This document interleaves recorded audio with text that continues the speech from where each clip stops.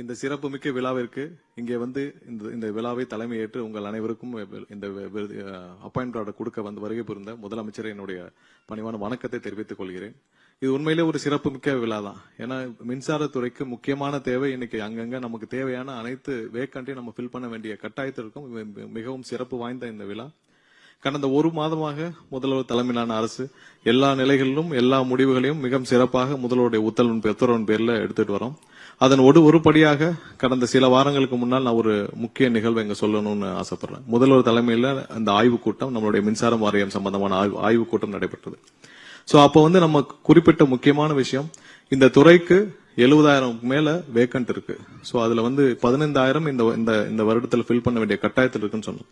உடனடியாக அரை மணி நேரத்தில் 15,000 பேரை ஃபில் பண்றதுக்கான அப்ரூவல் இந்த துறைக்கு இப்பொழுதுதான் கொடுக்கப்பட்டது. எவ்வளவுக்கு எவ்வளவு இந்த துறை வந்து மின்சாரத்துறை சீரழிக்க முடியுமோ அவ்வளவு அளவுக்கு கடந்த 25 வருஷத்துக்கு மேல சீரழிந்து கிடைக்கும் இந்த துறையை இப்ப தூக்கி நிமித்துறதுக்கான நேரம் வந்து விட்டது. ஏன்னா இப்ப விட்டோம்னா இந்த துறை இதுக்கப்புறம் சீரமைக்கவே முடியாது. ஏன்னா ஒவ்வொரு இடத்திலும் நமக்கு இருக்கிற டிரான்ஸ்பார்மர்ஸ் எவ்வளவு இருக்கா, 4.5 லட்சம் டிரான்ஸ்பார்மர்ஸ் இருக்கா, அதுல 15-20% மேல நாளை நம்ம வெள்ள அறிக்கை இது சமுதாயம் முழுமையாக தாக்கல் செய்வோம். 25% மேல 20 வருஷம் பழசு. இப்ப இருக்கிற சப்ஸ்டேஷன்ஸ் போதுமா? கண்டிப்பா போதாது. நமக்கு 250 300 சப்ஸ்டேஷன்ஸ் இப்ப இருக்கிற கொள்ளளவை நம்ம ஹேண்டில் பண்றதுக்கே தேவைப்படும். சோ இது மாதிரி ஒவ்வொரு இடத்துலயும் இன்ஃப்ராஸ்ட்ரக்சர்லயே நம்ம கஷ்டப்படும் நேரத்தில் நமக்கு 50% வேக்கன்ட் இருந்தா எப்படி இந்த துறையை ரன் பண்ண முடியும்னு உணர்ந்து உடனடியாக அன்னைக்கே 15,000 பேரை ஃபில் பண்றதுக்கான அனுமதி அளித்து இந்த வருடத்திற்குள்ள நம்ம 15,000 பேர் வேலைக்கு எடுக்க போறது.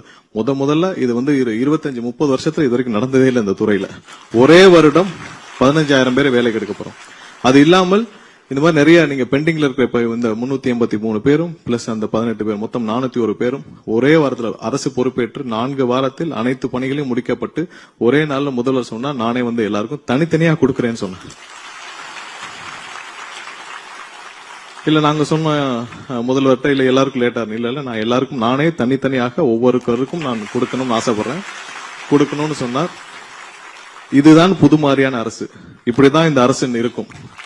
பெயரளவுக்கு எதையும் செய்ய மாட்டார் முதல்வர்.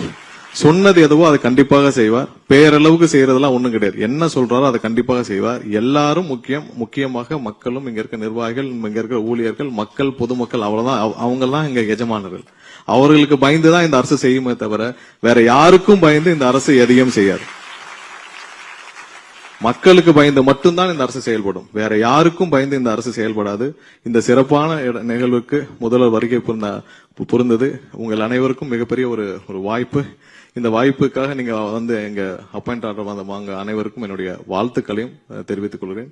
மீண்டும் எனக்கு இந்த வாய்ப்பை வழங்கிய தமிழக முதல்வர் அவர்களுக்கு நன்றியை தெரிவித்துக் கொண்டு, இன்னும் நிறைய இந்த துறையில் செய்ய வேண்டியது இருக்கு. நிறைய புதுப்பிக்க வேண்டிய கட்டாயம் இருக்கு. நிறைய இதுல மாற்றம் செய்ய வேண்டிய கட்டாயம் இருக்கு. விரைவாக அதற்கான முழு வீச்சில் வேலைகளை துவங்குவோம். உங்கள் அனைவரின் ஒத்துழைப்போடு நீங்க எல்லாம் சீக்கிரம் வந்து டிபார்ட்மெண்ட்ல ஜாயின் பண்ணணும். இன்னும் நிறைய பேர் உங்களோட இந்த வருஷத்துல 15,000 பேருக்கு மேல வந்து ஜாயின் பண்ணுவாங்க. இது போல இன்னும் நிறைய மாற்றங்கள் நிகழும். உங்கள் அனைவருடைய ஒத்துழைப்போடு புதுமாரியாக மின்சார வாரியத்தை மாற்றி அமைப்போம். உங்கள் அனைவருக்கும் மீண்டும் என்னுடைய வாழ்த்துக்களையும் நன்றியும் சொல்லிக்கொண்டு விடைபெறுகிறேன். நன்றி, வணக்கம்.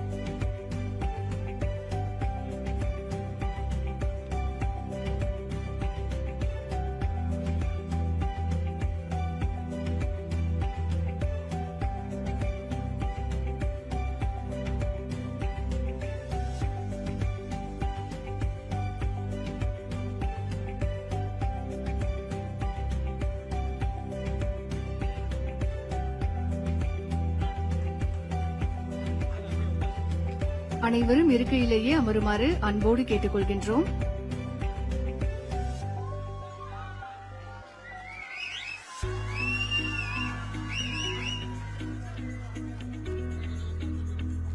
அனைவரும் தங்களுடைய இருக்கையிலேயே அமருமாறு அன்போடு கேட்டுக்கொள்கின்றோம். பணி நியமன ஆணையை பெற்றவர்கள் மற்றும் அரங்கத்தில் உள்ள அனைவரும் தங்களுடைய இருக்கையில் அமருமாறு அன்போடு கேட்டுக்கொள்கின்றோம்.